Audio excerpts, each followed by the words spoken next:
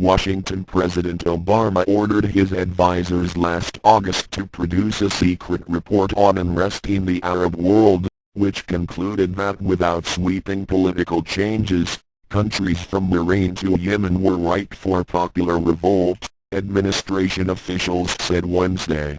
Mr. Obama's order, known as a Presidential Study Directive, identified likely flashpoints, most notably Egypt, and solicited proposals for how the administration could push for political change in countries with autocratic rulers who were also valuable allies of the United States, these officials said.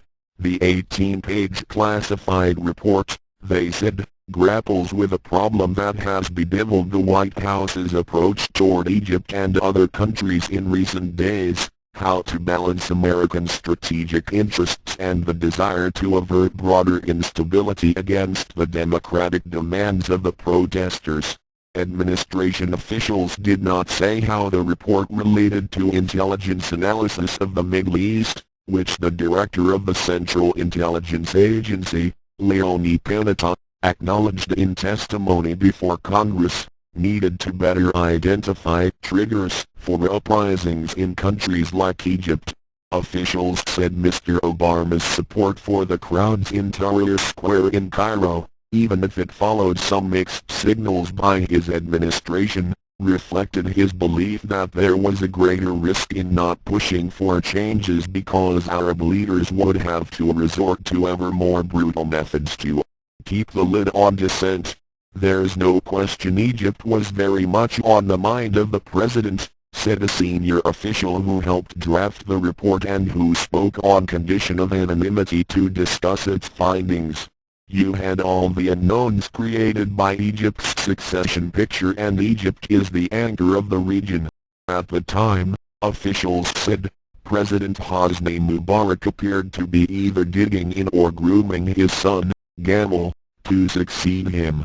Parliamentary elections scheduled for November were widely expected to be a sham.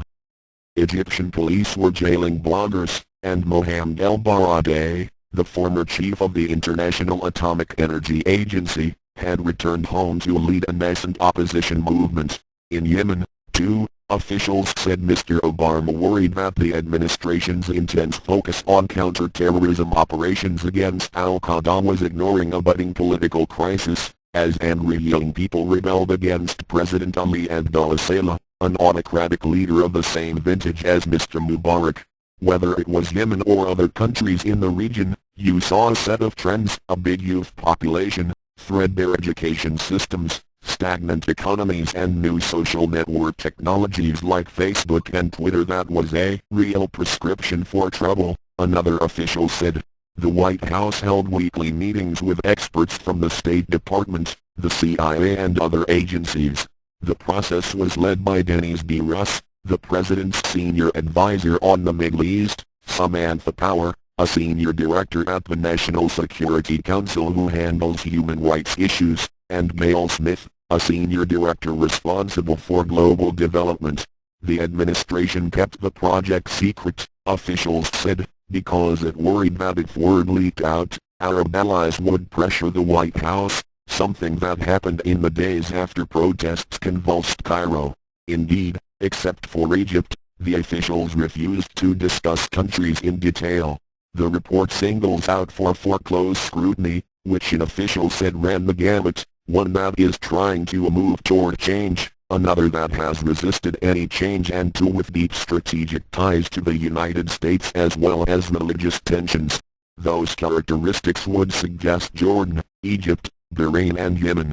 By issuing a directive, Mr. Obama was also pulling the topic of political change out of regular meetings on diplomatic, commercial or military relations with Arab states.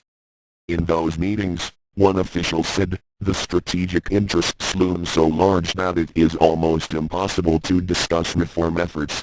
The study has helped shape other messages, like a speech Secretary of State Hillary Rodham Clinton gave in Qatar in January, in which she criticized Arab leaders for resisting change. We really pushed the question of who was taking the lead in reform, said an official. Would pushing reform harm relations with the Egyptian military?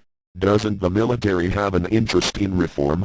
Mr. Obama also pressed his advisors to study popular uprisings in Latin America, Eastern Europe and Southeast Asia to determine which ones worked and which did not. He is drawn to Indonesia, where he spent several years as a child, which ousted its longtime leader, Suharto, in 1998. While the report is guiding the administration's response to events in the Arab world, it has not yet been formally submitted, and given the pace of events in the region, an official said, it is still a work in progress.